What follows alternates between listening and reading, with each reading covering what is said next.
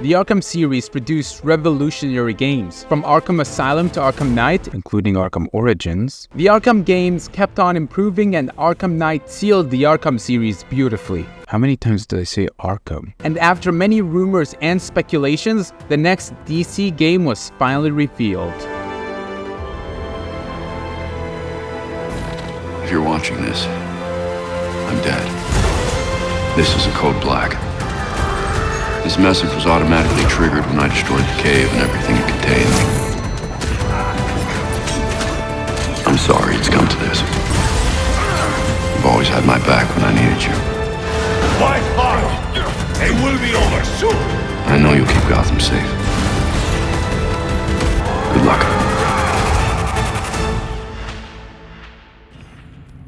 And goodbye.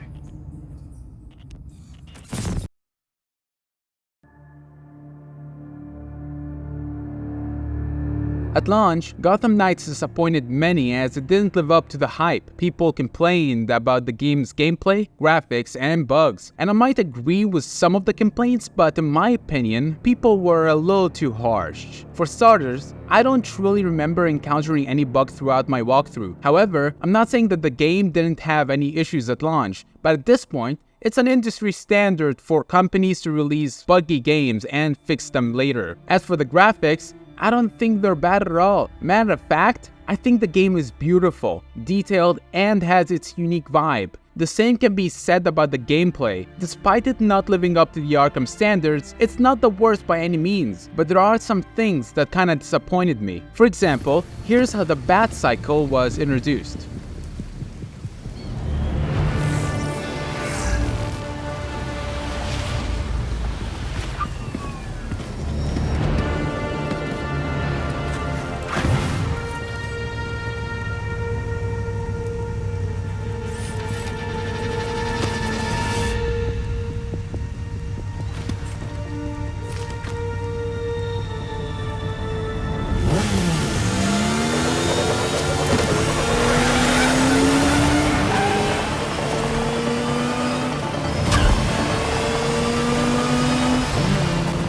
And here's how the Batmobile from Arkham Knight was introduced.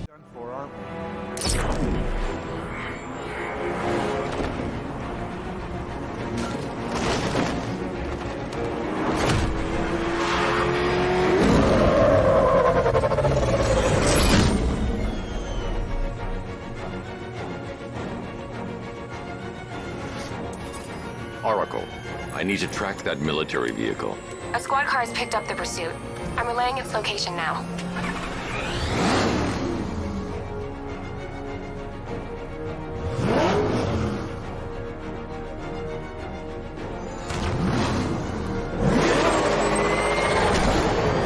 Call off your men, Jim.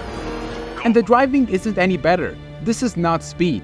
This is. Aside from that, I found the combat and stealth to be fun. In addition, I found the detective gameplay to be much better than the Arkham series. It's true that the game was free of bugs, but it really bothered me that it was capped at 60 FPS and couldn't go any higher. As for the game's story, it kinda bothered me how they killed off Batman, but I understand how they wanted to have the Knights mature on their own. The story is solid for the most part, and I love how they chose the Court of Owls to be the main villains of the story. They've not been seen much or talked about, so I appreciated it, but there are some events that made no sense. For example, Red Hood won't hurt the Penguin to get information out of him since the Penguin was filming him. He broke into GCPD, drove through subways, and infiltrated Blackgate Prison, but won't lay a hand on Penguin until he stops not one, but multiple crimes of his. Also, Red Hood couldn't play the piano to open a secret door, but after finding another way in, a piano was found and...